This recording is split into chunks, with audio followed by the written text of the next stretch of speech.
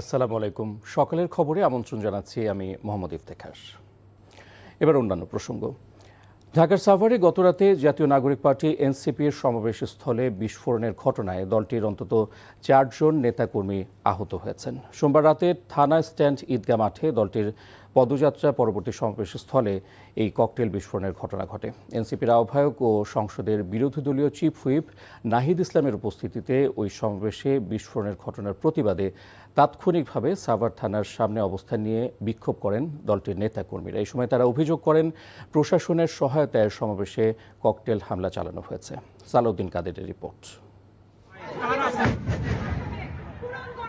পদযাত্রা কর্মসূচির অংশ হিসেবে সোমবার রাত 10:30টার দিকে সাভারে সমাবেশ করছিল এনসিপি। সেখানে বক্তব্য রাখছিলেন নাবিলা তাসনিদ। হঠাৎ সেখানে বিস্ফোরণ ঘটলে নেতাকর্মীরা আতঙ্কে ছোটাছুটি করতে থাকেন। মঞ্চ থেকে মাইকে তাদের শান্ত থাকার আহ্বান জানানো হয়।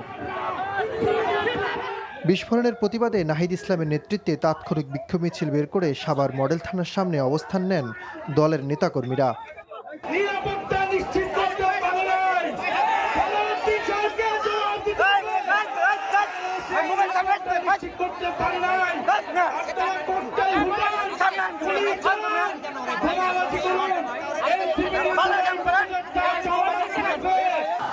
সাভারে হামলার প্রতিবাদে রাজধানীর বাংলা মোটরে বিক্ষোভ মিছিল করে এনসিপির নেতাকর্মীরা।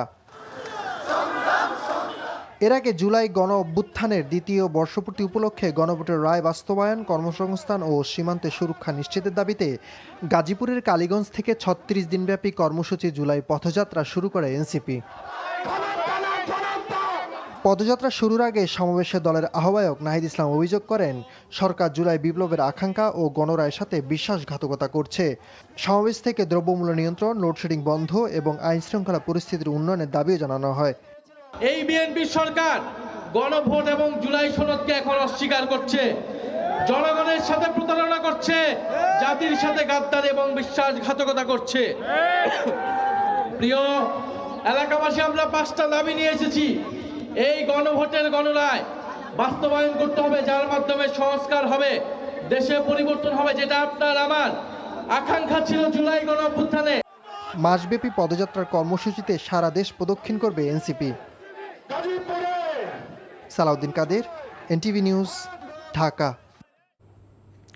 এদিকে এনসিপির সমাবেশ স্থলে বিস্ফোরণের ঘটনায় জড়িতদের কাউকে এখনও শনাক্ত করা সম্ভব হয়নি। এই ঘটনায় সাভার মডেল থানায় অজ্ঞাতনামা আসামিদের বিরুদ্ধে বিস্ফোরক দ্রব্য আইনে মামলা দায়ের করা হয়েছে। ঘটনাস্থল পরিদর্শন ও আহতদের সঙ্গে সাক্ষাৎ করে জড়িতদের দ্রুততম সময়ের মধ্যে খুঁজে বের করার নির্দেশ দিয়েছেন ঢাকা জেলার পুলিশ সুপার শামীমা পারভিন।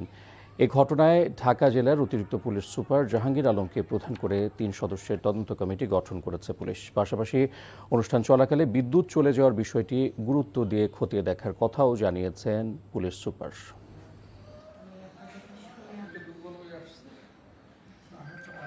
আমাদের পুলিশ ফোর্স তাদের সাথে ডিপ্লয় ছিল।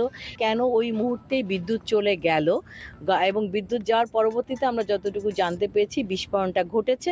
সো এটাকে আমরা একটু এই মোটিভটাকে আমরা খুবই গুরুত্বপূর্ণভাবে দেখছি। 3 জনকে দিয়ে আমি কমিটি করে দিচ্ছি। ওনারা যদি প্রয়োজন মনে করে তদন্তের স্বার্থে আরও তাদের সদস্যের সংখ্যা কোপ আপ করতে পারে। টানা বর্ষণে বন্দর নগরীর চট্টগ্রামের শাহ আমানত আন্তর্জাতিক বিমানবন্দর সহ নগরীর বেশ কিছু নির্মাঞ্চলে জলাবদ্ধতা তৈরি হয়েছে।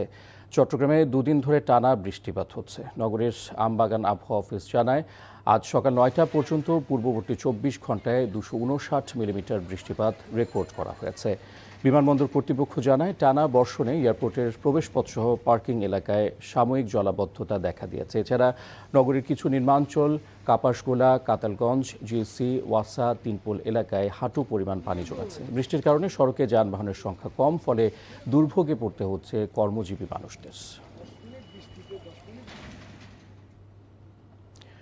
রাজধানী ঢাকার শহীদ সোহরাওয়ার্দী হাসপাতালের ক্যান্সার বিভাগ নিজেই যেন আক্রান্ত দুরারোগ্য এই ব্যাধিতে। পুরো বিভাগটি কেন্দ্রীয়ভাবে শীতাতপ নিয়ন্ত্রণ ব্যবস্থার আওতাধীন হলেও গত 6 মাস ধরেই তা বিকল। ফলে তীব্র গরমে হাসপাতালের গুমোট পরিবেশে মানবেতর জীবনযাপন করছেন ক্যান্সার আক্রান্ত রোগীরা। এসি নষ্ট থাকায় অনেকেই হাসপাতাল ছেড়ে যেতে বাধ্য হচ্ছেন। শুধু এসি নয়, নেই পর্যাপ্ত ডাক্তার, নার্স, ওয়ার্ড বয় কিংবা ক্লিনার।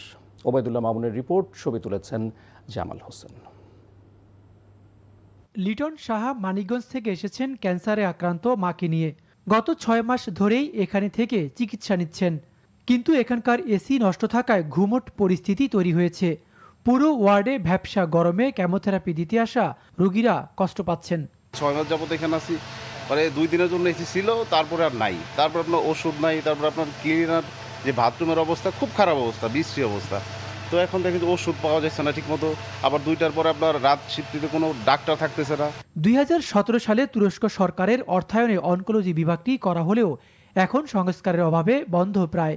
বিশেষ করে কেমো দেওয়ার পর ক্যান্সার রোগীদের জন্য এসি অনেকটা বাধ্যতামূলক। গত 6 মাসে 3 দফা এসির কাজ করানো হলেও তেমন সুফল মেলেনি তাতে। 6 দিন ধরে আছি, এসি নাই, এসির সমস্যা, ঘুমার পারি না, খুব কষ্টে আছে আমরা। রোগী অসুস্থ হয়ে পড়তেছে, ফ্যান নাই, ফ্যানে হচ্ছে না। এসি থাকলে রোগী অসুস্থ না, কিন্তু কেমো রোগীর দরকার এসি। শুধু রোগীরা ভুক্তভোগী এমন নয়, এখানে কর্মরত নার্স ও চিকিৎসকরাও স্বাস্থ্য ঝুঁকিতে আছেন। ফ্যানে কাজ করলে সবচেয়ে বেশি স্বাস্থ্য ঝুঁকিতে থাকি আমরা। কেন, কেমোথেরাপির মেডিসিনের যে রেডিয়েশনটা আছে ফ্যানের বাতাসে ইনহেলেশনের মাধ্যমে এটা আমাদের শরীরে প্রবেশ করে। সিভিয়ারলি ডিস্টার্ব হচ্ছে বেশ কয়েক মাস ধরে। এটা আমরা শুনলাম যে 4 লাখ টাকার বিনিময়ে বোধহয় এটা কম্প্রেসর ঠিক করা হয়েছে, হয়তো তার 2 সপ্তাহের মতো চলার পরে আবার নষ্ট হয়ে গেছে। প্রচণ্ড গরমের মধ্যে আসলে ক্যান্সার রোগীদের চিকিৎসা নেওয়া খুবই কষ্টকর। এসির বিষয়ে গণপূর্তকে চাহিদাপত্র দেওয়া হয়েছে, আর শিগগিরই জনবল ও ওষুধ সরবরাহ করার কথা জানায় হাসপাতাল কর্তৃপক্ষ। গত 3 দিন আগে সমস্যা দেখা দিচ্ছে, আমরা ইএমকে জানাইছি, ওনারা অ্যাজ আর্লি অ্যাজ পসিবল এটা ঠিক করে দেবে আর কি। এখন বারবার কেন হচ্ছে এটা আসলে আমার চেয়ে তারা ভালো বলতে পারবে এই জিনিসটা। আসলে টোটাল আমাদের এখানে যে ডাক্তার পোস্টেড আছে সেটা জনবল রোগী তোলা অপতুল। সোহরাওয়ার্দী হাসপাতালের অনকোলজি বা ক্যান্সার ডিপার্টমেন্ট এটি। বর্তমানে পুরো হাসপাতালের ক্যান্সার ডিপার্টমেন্টে এসি বন্ধ রয়েছে, ফলে তীব্র গরমে ক্যান্সার রোগীরা এখন আর এখানে ভর্তি হচ্ছেন না, আর যারাই বা ভর্তি আছেন কেমন নিচ্ছেন তারাও হাসপাতাল ছেড়ে যাওয়ার উপক্রম। Obaidullah Mamun, NTV news, Dhaka. সকালের খবর এইটুকুই। 12টায় মধ্যাহ্নের খবর দেখার আমন্ত্রণ রইল। ধন্যবাদ সবাই।